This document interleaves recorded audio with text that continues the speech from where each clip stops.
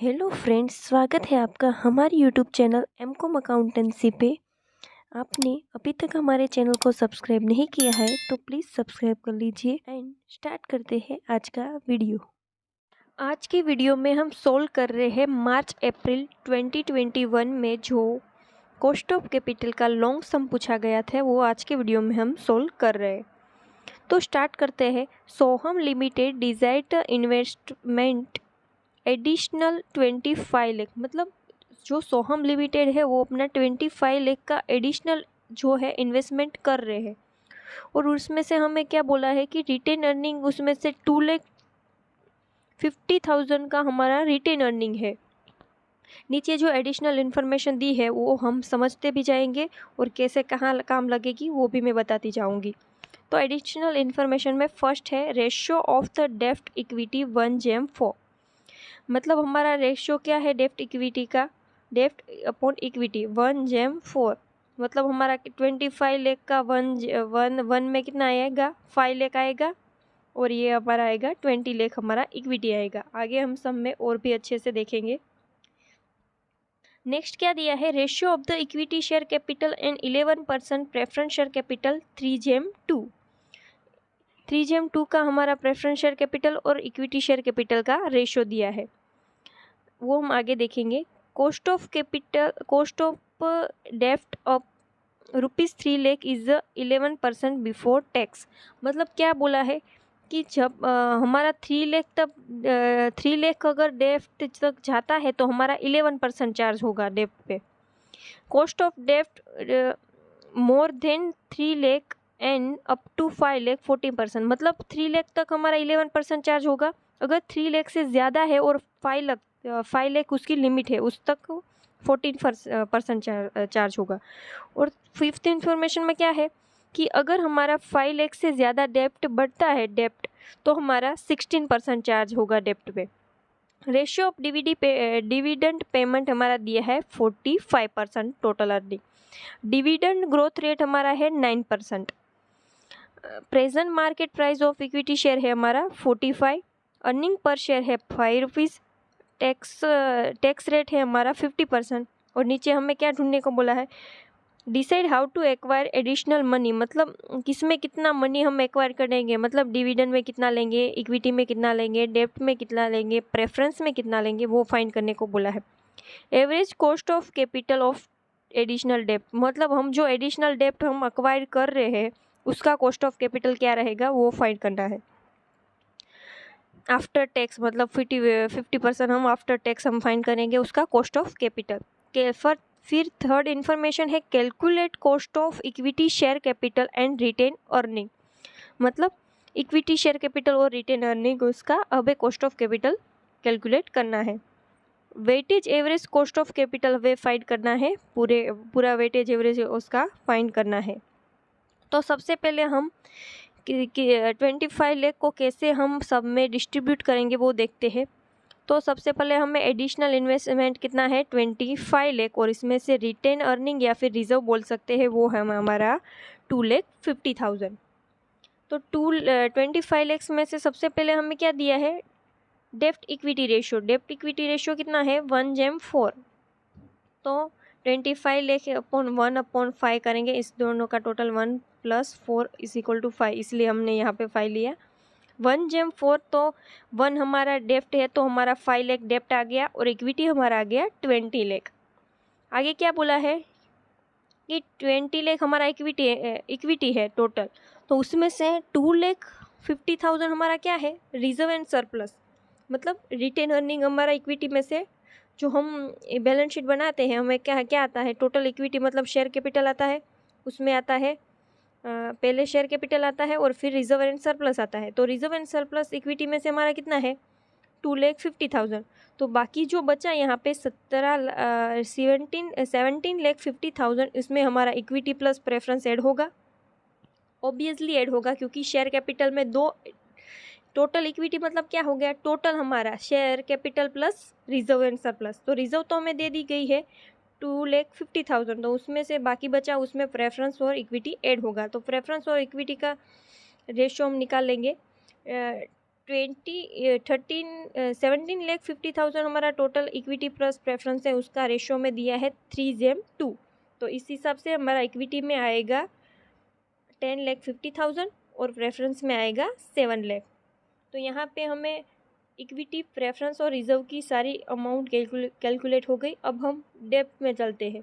डेप्ट में क्या बोला है कि 3 लाख तक हमारी डेप्ट हो तो हमारा 11% उस पर इंटरेस्ट चार्ज हो रहा है। तो 3 लाख तक, 5 लाख में से 3 लाख का हम 11% डेप्ट में डिस्ट्रीब्यूट करेंगे और बाकी जो बची 2 लाख।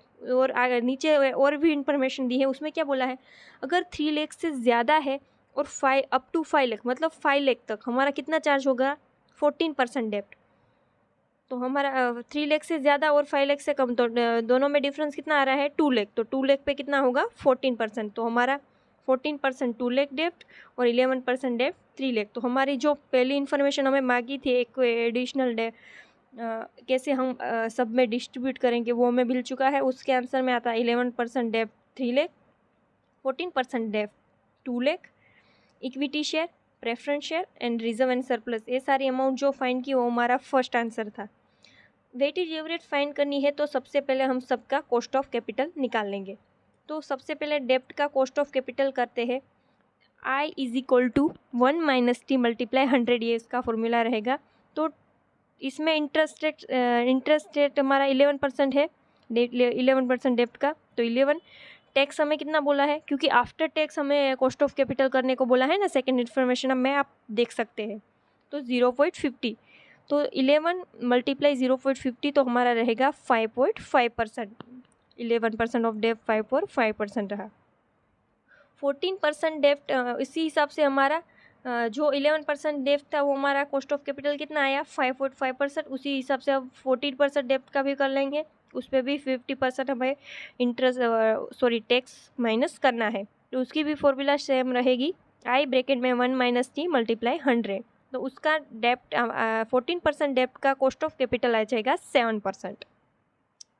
आगे हम फाइंड करते हैं कॉस्ट ऑफ कैपिटल इक्विटी का।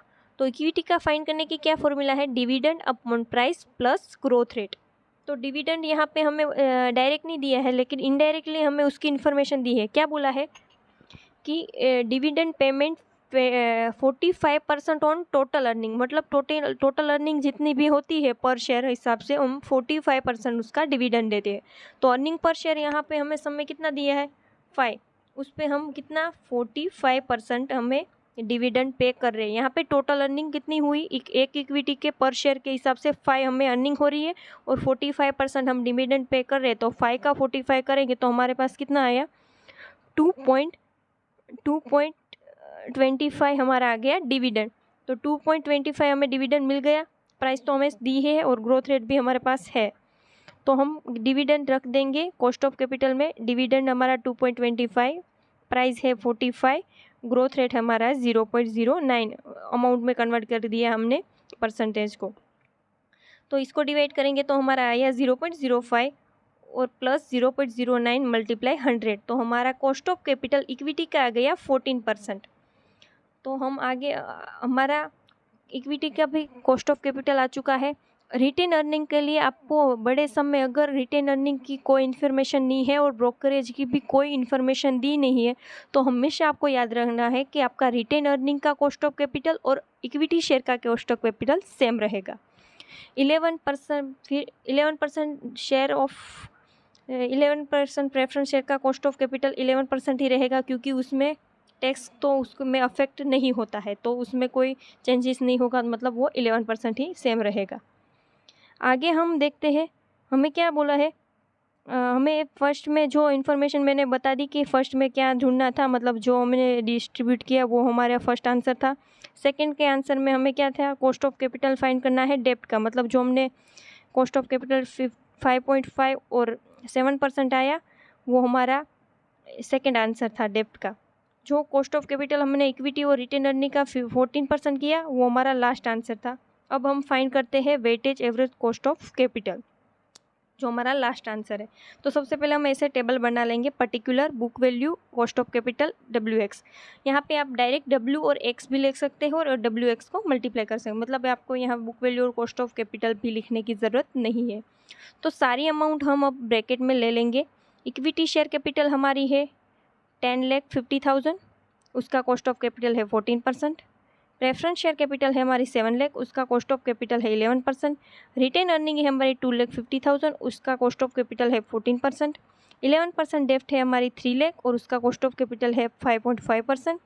14% डेप्ट है हमारी 2 लाख और उसका कॉस्ट ऑफ कैपिटल है 7%। तो इसको W मल्टीप्लाई X करेंगे तो हमारा WX आ जाएगा।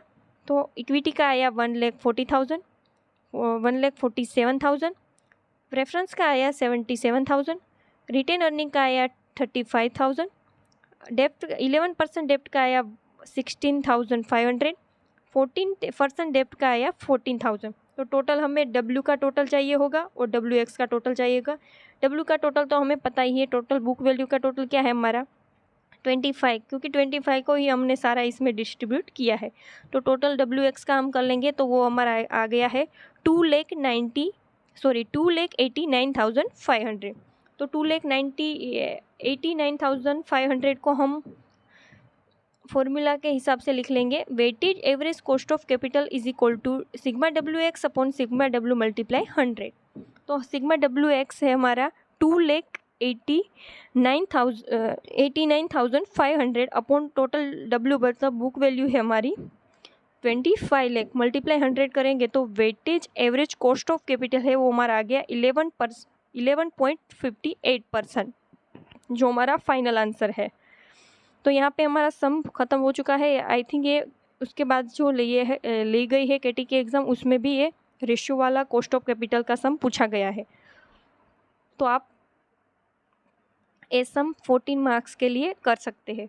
Thank you for watching video अच्छा लगा तो वीडियो को लाइक कर दीजिए। और अब हमारे चैनल पे हमारे FM 10, 11 और 12 की प्लेलिस्ट भी अवेलेबल है, तो आप डायरेक्ट प्लेलिस्ट में जाके भी FM 10 के सारे वीडियो एक में ही देख सकते हैं playlist wise. Thank you for watching video.